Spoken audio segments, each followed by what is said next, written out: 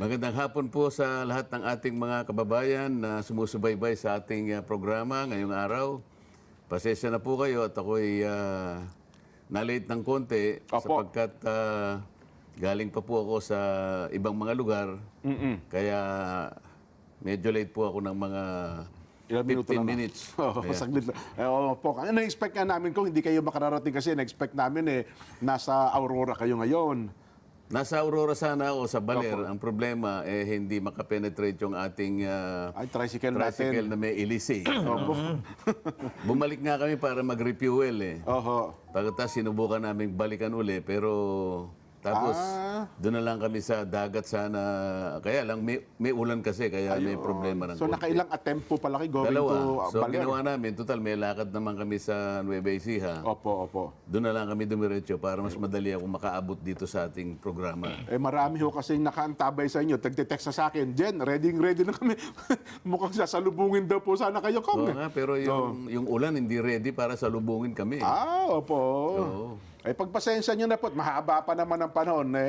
Darating ang pagkakataon, makakadaupang palad nyo rin po si Kong Dante sa bahagi ng Baler Aurora. Kong, Talagang gustong-gusto ko rin pumunta ron, Nelson. Dahil hindi pa ako nakakarating doon. Opo. Maganda doon ko. Oo, nature sa Quezon, nakarating na ako. Pero yung Baler, yung Aurora, Yan. ito pa lang sana ang unang pagkakataon na makarating ako doon. Ayun. Pasensya na po doon sa mga naging tabay. At sana yung naunawaan nyo, huwag kayong magdamdam. Nabigla ba kayo doon sa tinalakay namin, Kong? Yung kanina yung naabutan ko. Opo, yung tinuloy yung impeachment? Oo, hindi ako nabigla kasi yung termino mo, Constitutional Court. Opo. Pag sinabi mong Constitutional Court, Oo. South Korea yon. Ayun. Sa atin kasi, ang termino natin, Impeachment Court. Impeachment court. Opo. Kaya nahuli kita kagad Nahuli kita, nang bobola ka. Constitutional court. Kasi sa kanila, hindi ata, wala, mga hindi senador. Sa atin kasi, Hindi, senador. basta yun ang termino nila sa Constitution nila Constitutional Court. Sa atin naman, Impeachment Court o kaya Impeachment Tribunal. Ayun. Ang tumatayo sa atin kasi, Kong, ang impeachment judge ay ang mga senador. Di Yung ba? mga senador. Sa kanila parang mga hindi senador Parang mga hukom ata talaga sa South Korea. No? Pero yun po, inuulit natin baka si Kuya Joel Hara muntik na rin niya maibuga yung kaping hawak niya, Kong. At nabigla rin daw. Akala niya itinuloy talaga ng ating Kongreso ang impeachment. Hindi po, sa South Korea po yon dahil sa naharap din po sa matinding usapin ang presidente po ng South Korea. At yun. Anyway, Kong, kamusta po kayo matapos ang ating malaking aktibidad kahapon? Mukhang ang dami po ang talaga namang naliwanagan at namangha doon sa binanggit ninyo kahapon, Kong. Ay, salamat naman dyan kung tayo'y nakatulong para bigyan ng kaukulang pagpapaliwanag yung mga bagay-bagay na baka sakaling hindi pa masyadong maliwanag sa kanila. Lalong-lalo na doon sa discussion nga dyan nung dalawang bagay na binanggit ko. Ito nga yung hindi pagsunod sa rule of law. Ayan, opo. Binigyan natin ng halimbawa yun dyan sapagkat yun ang naging dahilan kung bakit hindi umusad yung dapat sanang gawin ng ating mga nanunungkulan ng unang pagtuunan talaga Opo. ay yung napakalalang problema na talagang kinakaharap ng bansa natin. Ang sa akin, ang pangunahin talaga economic din Opo. Yung lumulubhang kahirapan na madali naman sanang masolusyonan. Ang problema, ito'y kinapalooban pa ng malalang korupsyon at saka katiwalian. Alam nyo naman, pagka may korupsyon, may katiwalian, yung pera sanang magagamit doon sa ating mga kababayan, yung mga public services. Opo. Ito yung unang nagsasaper. Ang unang nagsasaper kapag malaki, masyadong mataas ang bahagdan ng katiwalian, yung marginalized Opo. Sila kasi yung karaniwan Yung masa, no? na nakatatanggap ng public services. Ito yung tungkol sa pangkalusugan. Ito yung public education. Ayan. Yung ating public order, yung public safety. Opo. Diyan po nakatuon yan. Ngayon, kung halimbawa, mababawasan pa yung perang gagamitin mo dyan, mahirap na nga ang buhay, lalo pa siyang ihirap din. Yan. Kaya gusto kong bigyan ng emphasis yun. Dahil nga, imbes na yun ang bigyan nila ng pangunahing pagtugon, Isipin mo na lang, inilatag ko nga yung tungkol sa kuryente. Yan. Opo. Naku, Sampung- hiyawan ng mga tao ko, ha? Sampung Ang panukalang tindi. batas kung paano natin sana maisasagawa kahit unti-unti lang, Oho. yung maibaba natin ang presyo ng kuryente sa ating bansa. Oho. Akalain mo namang sa 10 bills na yun din, may kakambal pa yun na 12 resolusyon. Opo. Meron yatang isang nadinig pero parang pahapyaw lang eh. Ito yung kailangan ng bansa natin. Opo. Isipin mo na lang ang ibubunga ng mababang kuryente dyan. Aba, yung negosyante talagang magaganyak kang pupunta rito. Dahil napakalaki ng bahagi ng kuryente sa production cost. No, Nelson, alam ng abatar mo yan. Totoo po. Ay, paano? Kaya ayaw niyang pumunta dito eh. Maghahanap siya ng ibang lugar na kung saan nakikita niya na mababa yung production cost. Opo. Katulad ng Vietnam, ng Thailand, ng makaratig bansa natin. Oho. Hindi lamang yun, yung pangako ng batas na kinakailangang mababa ng serbisyo ng kuryente. Oo. Sana hindi na sana isinulat yun na bilang isang pangunahing layunin eh. Opo. Isip-isipin mo, sasabihin niya, idulot mo yung kuryente sa abot kayang halaga. Affordable kasi yung termino dyan eh. Abot kaya, tama po. O imbes na abot kaya, anong nangyari? Abot langit. Naku, abot langit ang presyo. Bakit nilagay pa natin yung pangunahing layunin na yun kung hindi naman pala matutupad? Kaya natin pinipilit yun. Sa mga tweet, ang aking ginagawa, sang-ayon sana sa kagustuhan ng batas, ipatupad natin. Ayun. Pagpapatupad, anong nangyari? Tayo na ang pinakamataas Oho. ang singil ng kuryente sa buong Asia. Nagkaroon tayo ng batas ukol sa IPIRA, yung IPIRA law kung 20 taon na nakalipas, mukhang hindi nasunod ang layunin po ng IPIRA. Kaya nga, so yun sana yung dapat na unahin. Anong inuna? Gumawa ng pagkalaki-laking komite. Oho. Sa unang kasaysayan ng ng House of Representatives din, Opo. kinailangan na yung 4 na separate committees, Public Account, Public Order, Drugs and Human Rights, pinag-isa. Sana man lang yung pinalakas, yung in-energize Opo. na isang komite ay talagang gagamitin para durugin ang mga problema ng ating bansa. Oho, yung sobrang... Sino yung dinurog? Ay, Sino yung mukhang- gustong durugin? Naging political po ang ano eh. Yun. Dinurog eh. Yun ang gusto nating bigyan ng diin. Ngayon, nakita mo naman yung mga naunang nagsalita din. Opo. Sinamarize ko lang yung dalawa sapagkat importante na ulitin natin sa kanila. Tingnan po ninyo yung bilang ng mga tao. Hindi lang naman members ng Iglesia ni Cristo ang dumating din. Ay, hindi po, Kong. Oh, ang dami. Mga hindi ka-anib. Opo. Marami din. Ako, hindi ako marunong tumaya, pero hindi ko kulangin siguro sa 15% Aha, mga hindi ka-anib. ng kabuuang Tama. bilang. Malaki yun. Opo, oho. Na sama-samang dumalo doon. Opo. Ngayon, kung narinig nila yung paglalagom natin, itong bilang na ito ng mga tao, gusto nilang katawanin yung sama-samang damdamin at mithiin ng taong bayan. Oho. Unahin po ninyo. Unahin po natin ang makagaganda sa ating bansa. Oho. Kung ipakibigyan nyo ng emphasis, ano ba ang magiging epekto kung halimbawa, una, napababa natin ang presyo ng power, ng kuryente, ano ang magiging epekto nito sa ating mga pangunahing bilihin? Di ba? Kasi ito ang ano eh. Unang-una, kapag ka nangyari yun, Opo. sapagkat yun isa rin doon sa nakasulat na layunin, nandun sa section 2 lahat yun dyan eh. Okay. Merong subparagraph A, B, C, D, E, F nakalagay. Opo. Isa doon ang nakalagay para sa ganun kanya maipundar ang mga negosyo at maging mababa ang presyo ng commodities. Ayun. oho. Nakasulat eh. Oho. Mangyayari yun kasi, Nelson, kung marami yung magtatangka na magtayo ng pabrika Magnenegosyo nito, sa atin. ng Opo. negosyo. Opo. Kasi, mababa na yung production cost. eh. Yan. Akalain mo ba na ang production cost na manggagaling sa kuryente, 60%? Wow, ang tindi nun Kung ko. napababa mo, halimbawa, naging 40% na lang, Nelson, yung diferensya na yon, siyempre, pupunta sa kita ng kumpanya. Oho. So magaganyak sila. May yung pupunta rito. Oho. Ano naman ang epekto sa mga kababayan natin? yung dagdag na trabaho. Kung merong hanap buhay, opo, available. Iisipin mo yung napakaraming paggawaan na tatayo sa bansa natin. Mangangailangan niya ng maraming magtatrabaho. Oho. Pag maraming trabaho, Nelson, ano naman ang mangyayari? Dagdag na kita. May hanap buhay ang tao, Pag may dagdag mamamayan. na kita, aba, ang buhay niya ay medyo giginhawa. May ganansya. At pag maraming negosyo rito, maraming gumagawa ng mga produkto, marami ang produkto, bababa ang presyo din. Ayun. Yun ang magiging picture ng isang kinabukasan na gusto natin sanang makita kagad sa lalong madaling panahon. Tama.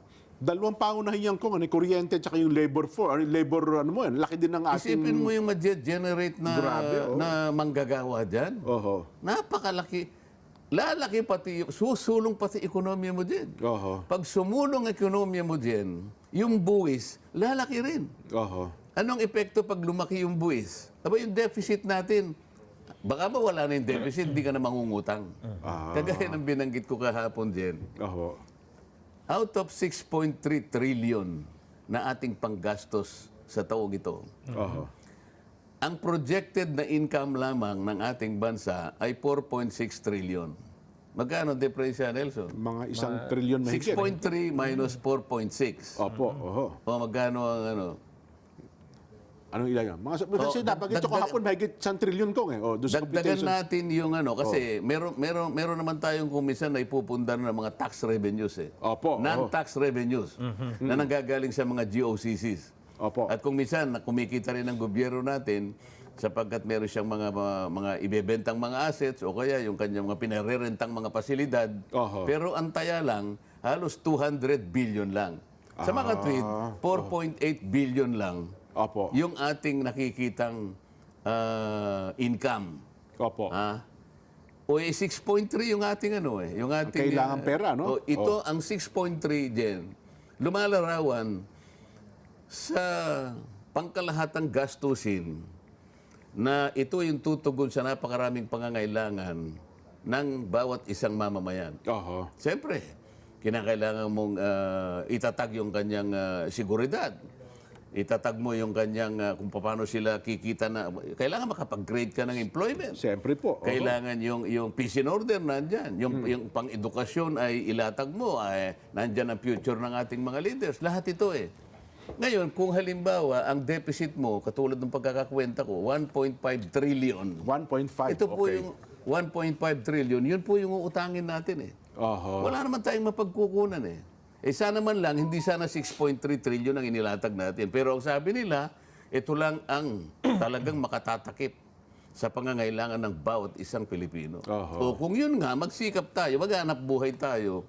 Kumbaga sa pamilya Nelson, ayan, si Nelson, ang kinikita niya ay 20,000 pesos. Kunwari, yun ang malinis. Sa isang buwan, opo. Oo. Ang misis niya, kunwari, ang budget ko niya ngayon, Nelson, 35. Sasabihin nila, Sa mahal ng bilihin eh. medyo delikado naman tayo dyan, darling. 20 lang kinikita ko, 35 ang gastos. Baka tayo mahirapan. Alam mo naman, kahit na nung klaseng gawin ko na sa pagbabanat ng buto, hanggang 20 lang talaga ang ating may pupundar. Opo. Pwede ba ikang medyo Bawas. magano muna tayo? Mag-stress tayo. Maghigpit tayo ng sinturon. Yan, Di ba? Para sa ganun, hindi na tayo mangutang. Oho. Ito, mangyayari, mangungutang tayo. Sapagkat nailatag nga ang ating national budget sa ganung paraan. Oho. Lumilitaw pala kung Ngayon. 1.71 trillion pesos eh. Yung kabuang kulang eh. Tama. Sa bawat, magkano sa bawat taon? Divided by 12. 1.5 trillion divided by 12. Oho. 12 months, ano ha? So, palagay ko 17-something billion pesos. Ngayon, yung 4.8 trillion, ang kita mo parang siguro 13-something billion. Meron kang 4.2 billion per day na uutangin mo. 4.2 billion pesos per day na inuutang natin araw-araw katumbas ng 175 million bawat oras. Para masapatan lang yung pondo hinihingi natin. Opo. Yun ang kanilang ginuhit. Yun ang kanilang ginawa. Anong gagawin mo ngayon? Kaya nga maharap tayo sa problema. Oho. Ngayon, kung mo alam na natin ang problema nga harapin natin, ba't di pa natin pagsikapan na pagtuunan na natin, paghandaan na natin ito? Hindi yung away dito, away doon. Oho. Kaya nga, nagtaka ako nung gumawa tayo ng napakalaking makapangyarihang komite na kung tawagin ay Quadcom. Ba, ito lamang sana ang kailangan mo para bakahin mo yung napakalaking problema. Ibig sabihin, kung malaki ang problema, kaya tayo nagtatag ng malaking Oh, super committee rin daw. super committee. Tama, oh. Tatapatan natin. Ha? Oo. Ang bigat ng problema yan para mapagaan natin. Oho. O ano nangyari? Hindi pala yun ang layunin dyan eh. Baka naman bumawi kasi bumuhuso lang yun na mas malaki pang komite. Ginawang kinta. Mas malaki daw po sa quad ito. Kung kinta committee na ang layunin po naman, yun, may kinalaman na sa ating mga pangunahing bilihin at mga presyo ng Ang isa ata sa agenda nila ngayon ay imbestigahan yung sobrang taas ng singil ng kuryente. Mukhang yun ata ang focus ngayon ng kinta committee, Kong. Alam mo dyan, bago nagtapos ang 2024, noong last year, Oo. yung tinatawag na young gun sa amin, Opo. gumawa ng press release eh. Opo, oo.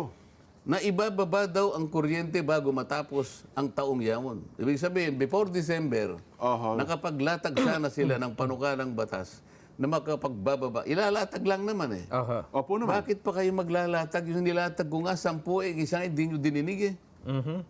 Oo nga, no? Kaya ako nagtatawa lang, ano kayang gagawin ito? Ah. Pero sa totoo lang, natapos ang 2024, wala naman, kahit isa. Dapat pala ginawa ng Young Girls. Kunin nyo nga yung 10 bill ni Kong Dante. Halika, reviewin nga natin yan. Dapat siguro ganun pala, Kong, ano? Dapat man lang. Oo. O kaya tinulungan nila akong kausapin yung Committee on Energy Ayan, opo. na unahin na nga natin yan. Nandyan na pala yan eh. Ba't pa tayo magtatangka na gumawa pa? Eh, nandyan na yan Meron eh. na pala yan, Yan oh. na lang. Oho. O, di ba? Pausarin na. Anong ginawa nila? Imbes na tinulungan ako. Tinanggal kayo sa Committee on Energy. committee. Sa mga committee hawak ninyo, no? Oh, yan ang sinasabi ko sa'yo. Oo.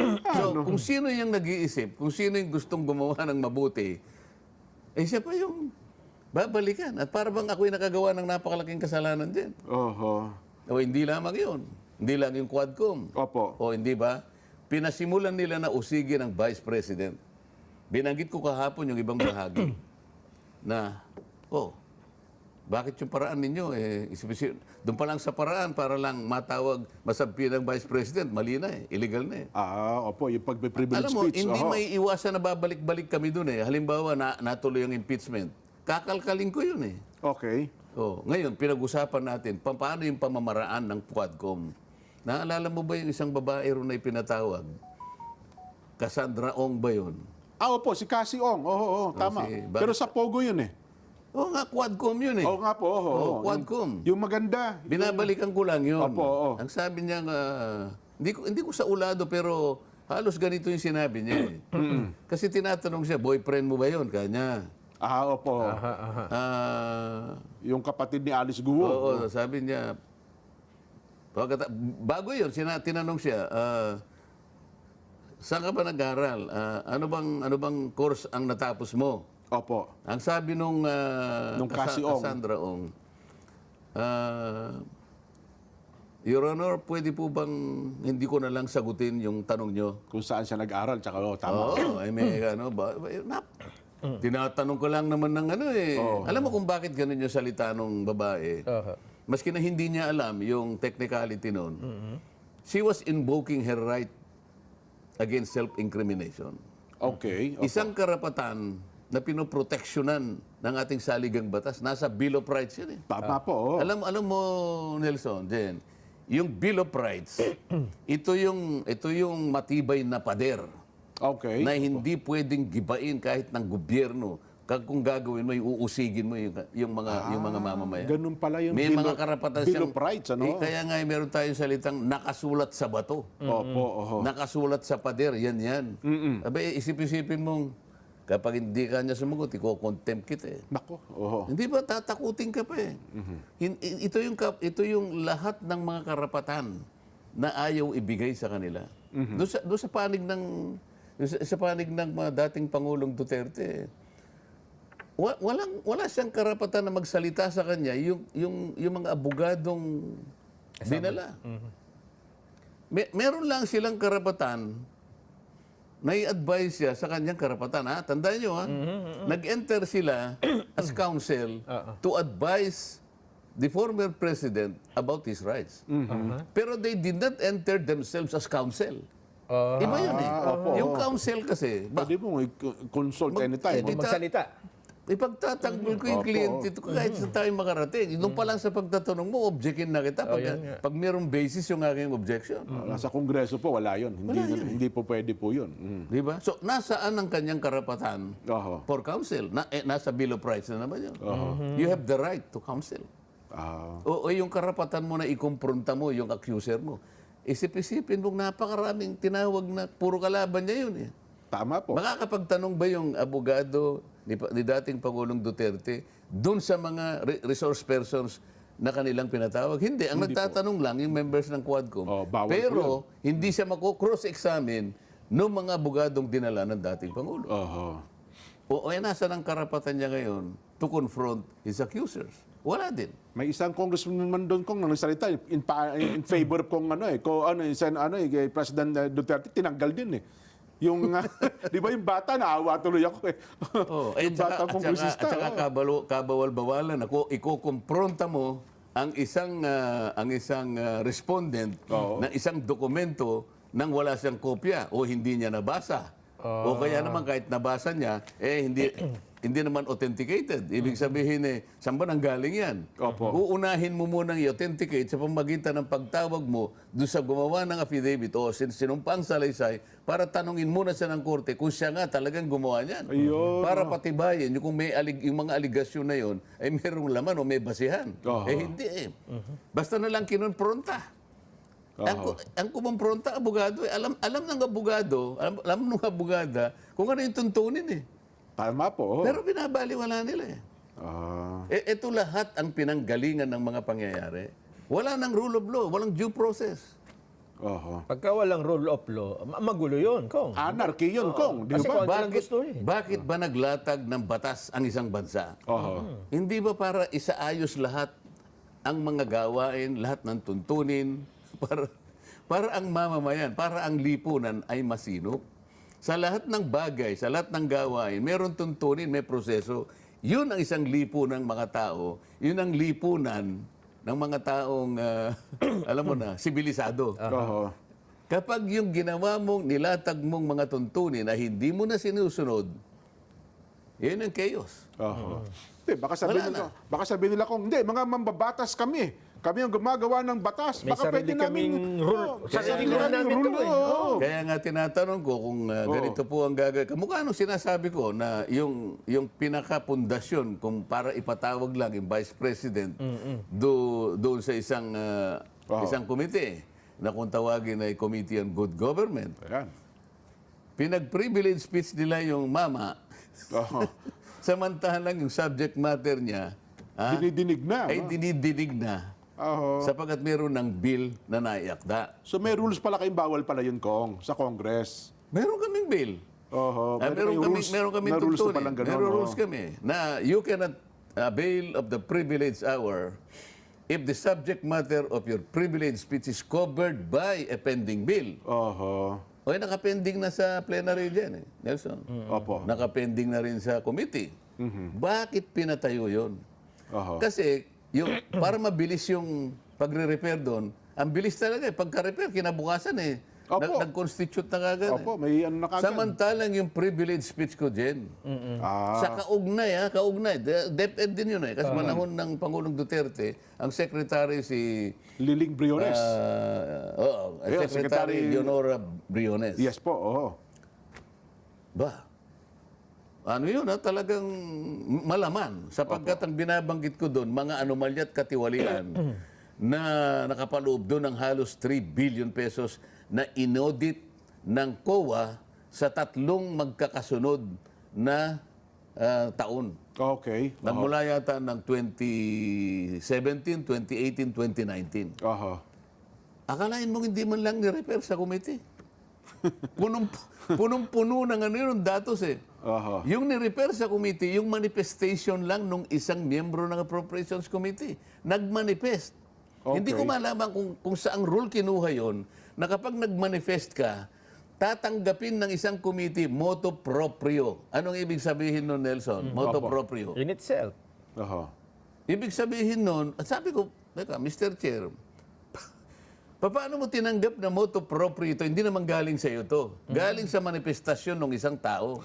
Hindi motu proprio. Pero nagmamadali nga Ano sila. ka lang, Motu proprio pa.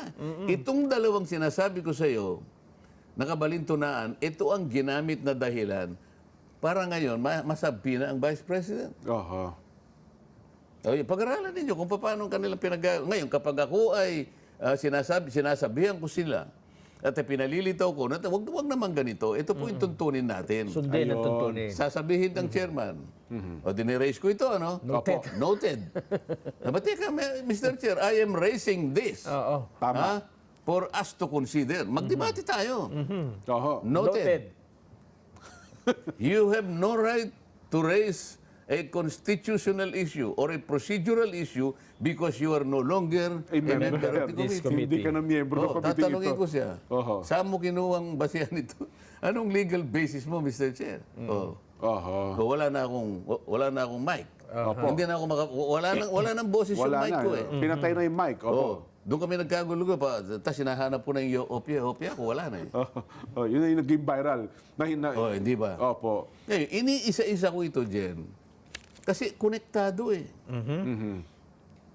Konektado, pinipilit nating idiin sa kanila. Kaya sinabi ko nga eh, yung dalawang nagsalita, naipaliwanag po na itong malaki pong pagkilos na ito eh, kinakatawan niya po yung pinagsama-samang mithiin na tayo po ay magkaisa upang matugunan ang problema ng ating bansa. Hindi mo bababasa, ilang milyon ba ang gusto mo pang makita Oho. para magising ka sa iyong pagkakaidlip? Kung hindi man bangungot yan. Sabi daw nung isang dating senadora ko, minority lang. Kahit na medyo marami ang bilang sa isang pagkakatipon, pero sa totoo, minority pa rin yung mga yan. Nananatili kayong minority. Nananatili niya kayong minority pa rin yung kung ang pag-uusapan ay bilang ng tao sa Pilipinas. Nakalimutan siguro ng dating senador na yun din. Opo. Yung napatala sa Biblia Oho. na ang kalaban niya eh 100,000 eh. Si Gideon, Kong. Buhay ni Gideon niya. Medyo kinakabahan nga si Gideon eh. Opo. Alam mo naman ang kasaysayan nun. Nasa avatar mo yan, Nelson. Opo. Eh. Pinabawasan pa nga eh. Sabi niya, kaya lang si Gideon, talagang nasa panig naman ng Diyos eh. Ay, di ba? opo. Mandirigma Kaya lang, talaga eh. kumutao lang din. Ay, siyempre ho. Medyo May pakiramdam ho yan. kinakabahan din naman sapagkat 100,000 naman ang kalaban. Ang sa kanya naman wala pa yata 1/5 nung... Ay, yung bilang ng kalaban nila, Kong. Ngayon, gusto niyang dagdagan. Oho. Sabi ng Diyos, masyado kang marami. Marami pa niya yan. Masyadong marami. Siguro nabigla sa, Diyos ko po, 100,000, ito lang po yung sa akin, 1/5 babawasan. Hindi, bawasan mo. Maraming kaparaan ang binigay ang Panginoon Diyos yan eh. Kung di ako, sabi niya, sige, sabihin mo sa kanila, yung gusto nang umuwi, pauwiin mo. Nung sinabi niya, yung sinong gustong umuwi, ang daming umuwi. Nagpunasan din, Teka muna. May natira pa. Marami pa. Okay na po ba ito? Hindi, testingin mo ba? Painumin mo sila dyan sa ilog. Kung paano uminom sila. Kapag ka uminom, parang aso, tanggalin mo Papauwi yun. na. Nabawasan na naman. Napakaraming umiinom, kumakahuli. Opo. Hanggang sa matira 300. 300 na lamang. Tama kayo, Kong. Sabihin mo dyan sa kung sino man yung dating senador na yan. Oho. 300 na lang ang humarap laban sa 100,000 kalaban. Oho. Anong nangyari? Nagsitakbo lahat yun eh. Tama kayo, Kong. So, hindi yung dapat maliitin yung maliitang bilang, Kong. Ano? Ako sinasabi ko lang naman yung napasulat din. Wala naman akong ibang sasabihin. Ayun. Nelson. Naghahamon naman yung isa pang senador. Dalawa yan din eh. Meron pa ba? Babae yan sinasabi. Ito, lalaki eh. Magrarally din kami, sabi. Gusto ko mag-rally nga. Sa EDSA daw sila eh. Sige nga, magkaalaman nga tayo. Tignan natin kung kaya din nila. No? Diyos ko. No. Kayo, puro tangka kayo. Oho. Oho. Wala namang problema kung mag-rally. Kasi Meron nga nag-react din eh. Oo. Kaibigan ko eh. Opo. Kilala mo si Larry Gadon. Opo, oo, to. Pinadala lang naman sa akin eh. Opo. Pinadala sa akin. Hindi ko nababasahin, medyo... Pero sa gist niya, Opo.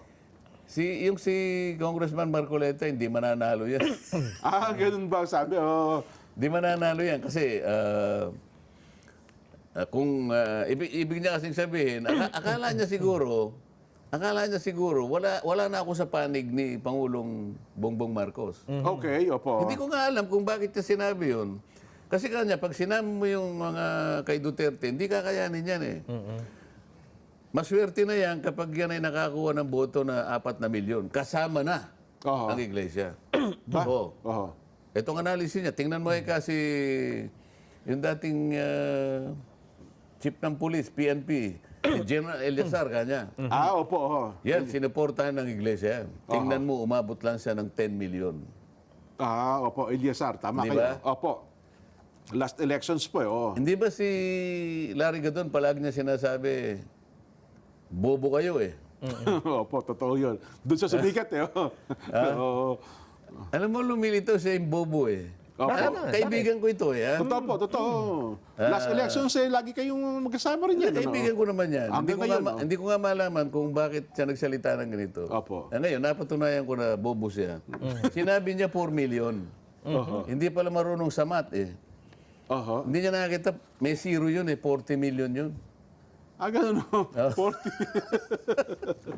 Iwan na natin yan. Tama, tama. Di ba? Di ako naman, minsan, alam mo minsan, si Atty. Larry Gadon ko ngayon, yan. Unawain na lang natin ko. Hindi, bakit? No. Bakit niya ikukonclude na? Bagamat hindi niya sinabi ron. Bakit? Opo. Ibig ba niya sabihin si Pangulong Marcos galit sa akin? Hindi totoo yun. Opo. Baka hindi niya alam. Siya kapag nakita ni Pangulong Bongbong yan, marami pagkakataon magkakasama kami, hindi man niya pinapansin yan eh. Ganun ba? Oo, maski na nung nangangampanya kami, maski na ngayon. Oho. Si Pangulong Bongbong, alam ba, nagkita kami sa isang piging o kaya sa ano. Pag nakita niya ako, magagano, pupunta, nagbubulungan kami. Oho. Oo. Baka halimbawa, isang araw magkita kami. Halimbawa, bubulungan ako halimbawa. Huwag mo na kang pansinin si Larry. Bakit? Oho. Kalaban ko ba ang Pangulong Marcos? Ay, hindi. Wala ko sinasabi laban sa... Nakita mo yung rally na yun, sinuportahan pa nga natin. Totoo Ibig po. sabihin, binigyan natin ng diin na yung kanyang opinion tama. Tama po yun. O, Tama. paano mo sasabihin na tayo'y laban doon sa opinion ng Pangulo? Oho. Yun nga po ang hindi matanggap ng marami kong eh. Yung opinion niya sa atin ay tama. Oho. Tama. Sapagkat sino naman Pero talagang sa tama mga po. kasamahan niya, mali ito. Baka siya'y magalit ngayon kaya. Ikaw naman kanya gadon. Bakit sinabi mong 4 million? Hindi mo bakit? Kalaban ko ba si ang Kadante ang tawag sa akin ng Opo. presidente? Kasi nga, kaya ako sinasabi ito, minsan nabubulungan ako. Nung magkita kami sa Papi, yung kanilang anniversary. Po yung mga yung publishers. Opo. Ang sabi niya, nakita niya ako sa audience. Kadante is here. The defender of congressional traditions. Yes. Alam mo, Kadante, kanya, pinapanood kita. At masaya ako pag napapanood kita. Oho. Bakit sasabihin ngayon ni Larry Gadon na tapos nung ako'y bumaba, binulungan na naman niya ako. Oho. Pinagtulong-tulungan ka? Oo nga po eh. Mga ganyan lang naman ang dyan. Oo. Totoo. Ang iba kasi kung pinipersonal, kung kumot hindi kayo kasang-ayon nung kanila, akala nila, kaaway na kayo nung mga taong kanilang pinaglilingkuran. Baka magtakas siya. Umatras si Manong Chabit. Tama, O tama. baka hindi niya alam kung ano yung binili ni Manong Chabit. Ba? Secret, di ba? Kanino po may binilin? Go. Ha? Secret. Oo. Nabulungan din Baka magtaka siya. Akala niya 4 million. Hindi niya nakita yung zero na nakatabi. 40 ho yun. 40.